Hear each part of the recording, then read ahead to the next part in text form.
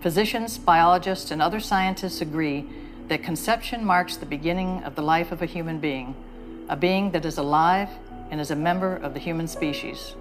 There is an overwhelming agreement on this point in countless medical, biological, and scientific writings. You have to remember that I then was in the abortion clinic telling other women that it was a blood clot, yet going back in the back room to make sure all the body parts were there as early as 6 weeks. I felt them taking parts out of my body.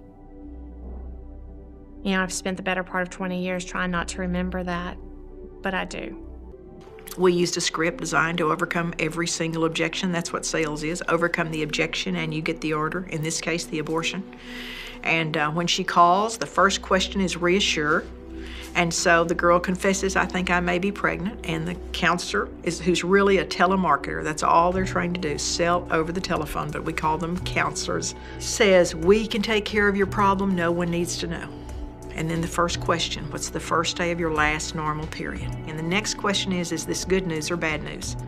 If it were good news, she would not be calling an abortion clinic. It's bad news. And when she replies bad news, this counselor moves right in because now she wants to identify the fear, to use it to reaffirm that abortion decision anytime that girl moves away.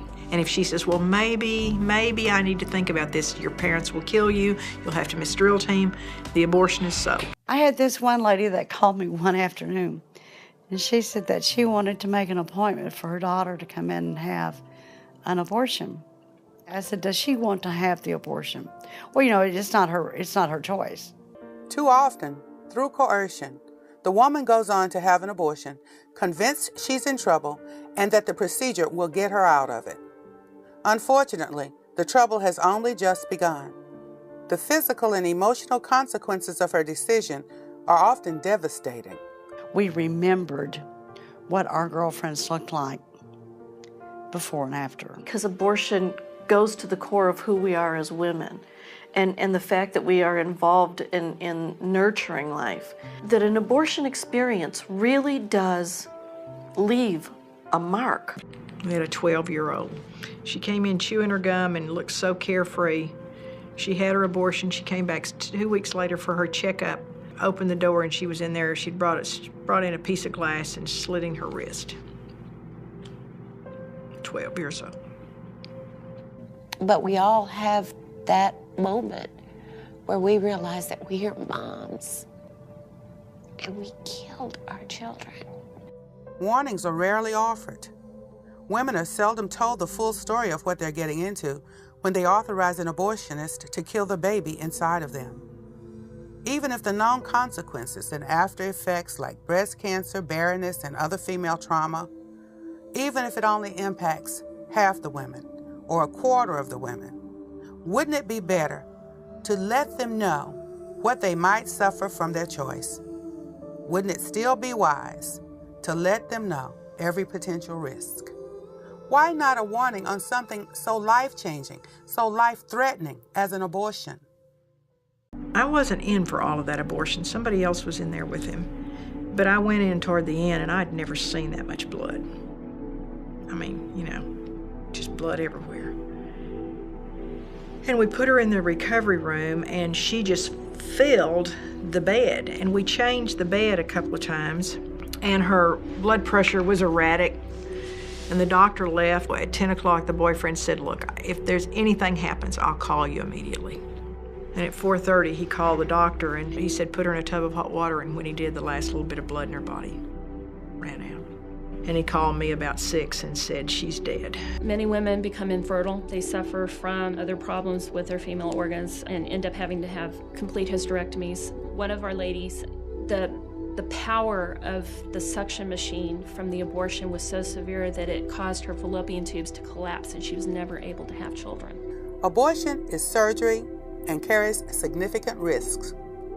Unlike surgeries that will save a life or relieve suffering, abortion is an elective surgery of convenience that is rarely performed to save the life of the mother. We had one girl, 22 years old, a model, who danced in, jumped up on the table, laughed at the doctor that she didn't wear underwear. She was 22 weeks pregnant. We put her on the table. Now, there's a maneuver called the Hansen's maneuver.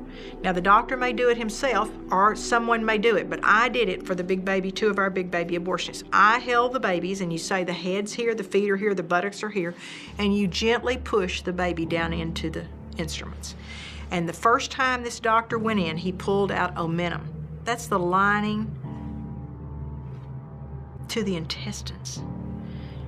He literally perforated her uterus and was pulling her bowel out her uterus with the very first time he went in with the instruments.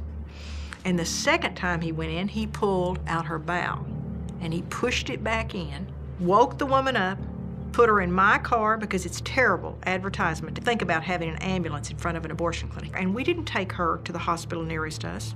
We didn't take her to the hospital that would take the best care of her. We took her across town to a hospital that would help us cover up what we'd done.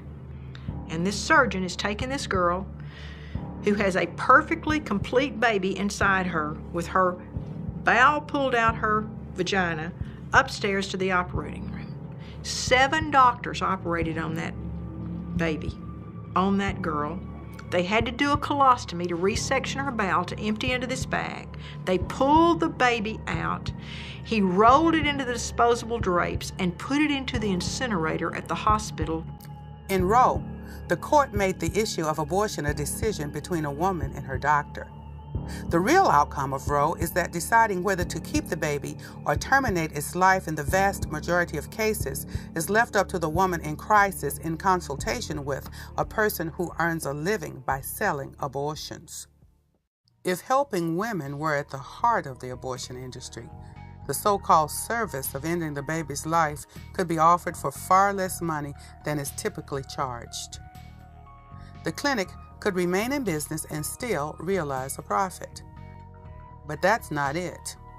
The abortionist and the abortionist clinic thrive by taking advantage of women in crisis. Very quickly, it was no longer about selling abortions to other women, it was about money. I saw the potential to make great money. I answered the phone at home at night so we wouldn't miss an abortion. But she is allowed to watch her pregnancy test turn positive or negative, and they would point to a chart on the wall and say, this is a positive test and this is a negative test, and if it's positive, we trained our people to reach over and grab the bony part of her elbow and squeeze. And you see, she's confused, she's hurting, she's just gotten this news that she's pregnant, and she's upset. So you grab the bony part of her elbow and squeeze to get her attention and say, if you have your money, we can take care of this right now. They did a pregnancy test. They said it was positive, and they asked me, did I have the money? They told me if I didn't have it that day that I would have to come back and it would cost more money because I was right at the 13-week point. You see, we knew if she went home and talked about it, her support system might help her and might tell her abortion wasn't the answer, but if she just did it right then, it was taken care of. But a certain percentage of those pregnancy tests are negative. They're not all positive. So if her test was negative, we had a different sales technique. We said, this test is negative, but you know, this test is not sensitive enough to pick up a very early pregnancy. You could still be pregnant and this test would be negative, and you want to know for sure today, don't you? And she would say yes, and we'd say, okay, we have another test we can do. We will just do this sonogram.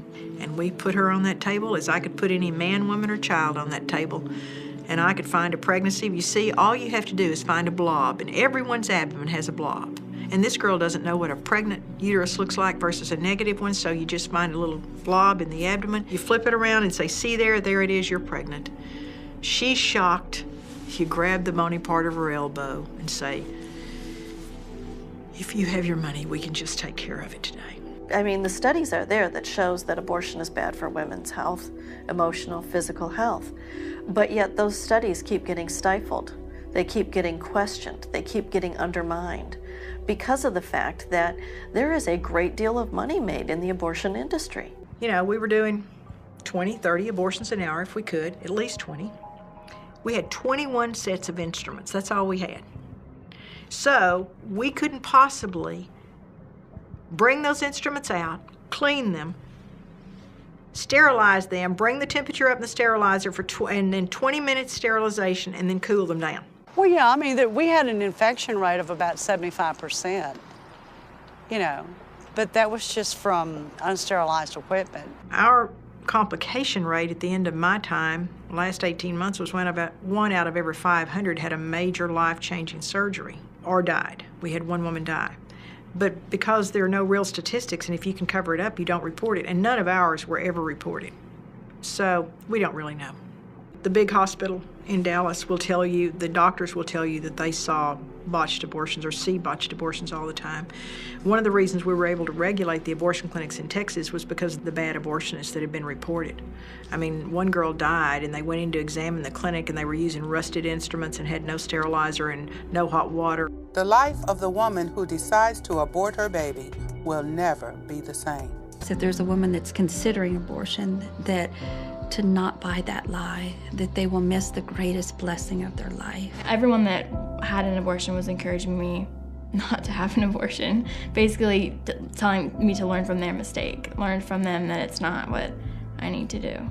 Once you heal from that abortion, all of those issues that were in your life evaporate, they go away, they get resolved. When I share about what I've done, it's with the hope that I can reach one woman with the truth about abortion so she will not make the same choice I did. That she will not buy the lie. Abortion is really, to me, the ultimate exploitation of women. And none of that is being discussed, because the reality is once it starts being discussed and we really blow the lid off of this issue, and the truth has really come out about what abortion does to women, let alone the unborn baby, our dead babies, it will be over. Sadly, I think if at any time one of their fathers had asked me not to abort them, I would have definitely kept that baby.